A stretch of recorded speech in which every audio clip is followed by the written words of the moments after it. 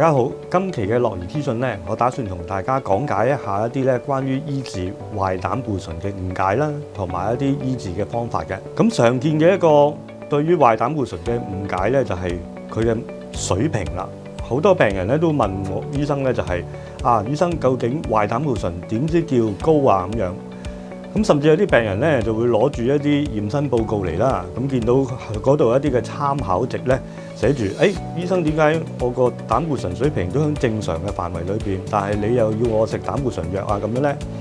咁其實咧呢個膽固醇嘅水平或者個目標水平咧係因人而異嘅，我哋要睇每個病人唔同嘅情況㗎。咁一般嘅糖尿病人嚟講咧，如果係40歲以上咧，我哋都會建議咧用一啲中等強度嘅治療方案，將呢個壞膽固醇降低最少3至40%嘅。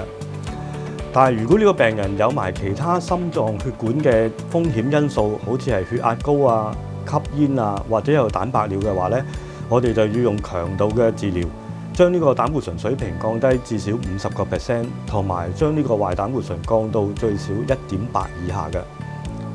咁如果個病人已經診斷咗有啲心腦血管嘅問題啦，譬如個心血管有50%嘅阻塞啊嗰啲咧，我哋更加要將呢個膽固醇降到又係最少50%，同埋係1.4之下嘅。咁所以由此而見咧，每個病人唔同咧，都會有一個唔同嘅目標水平。第二個常見嘅誤解就係我哋用咗藥去醫治已經一段時間咧，病人翻到嚟見到個水平非常之靚啦，去到我哋目標。咁佢就會問可唔可以停藥啦？咁其實咧，呢啲所有嘅膽固醇藥嘅治療只係控制呢個水平嘅啫，唔係治療，唔係醫好嘅。咁所以咧，用咗呢啲藥之後咧，其實好多時都會係要長期用。如果一停嘅話咧，好快呢個膽固醇水平就會打回原形，還原基本步，咁就失去咗降低膽固醇、減少長遠呢個心腦血管病嘅好處啦。咁我哋究竟點樣可以降低呢個壞膽固醇嘅水平呢？咁我哋要根據營養師嘅建議去戒一啲高膽固醇嘅食物啦。咁但係之前嘅資訊之中都聽到，大致咧都會只可以降到15至20%嘅啫，因為超過80%嘅膽固醇係自己嘅身體做出嚟嘅。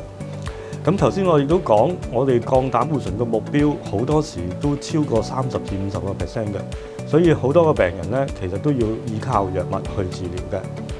好彩咧，而家有好多唔同嘅降膽固醇嘅藥物，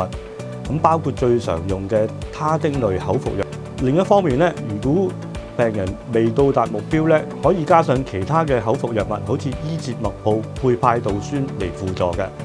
咁但係如果仍然未達標，或者有一啲口服藥物嘅副作用，好似藥物引起嘅肝炎或者肌肉發炎嘅話咧，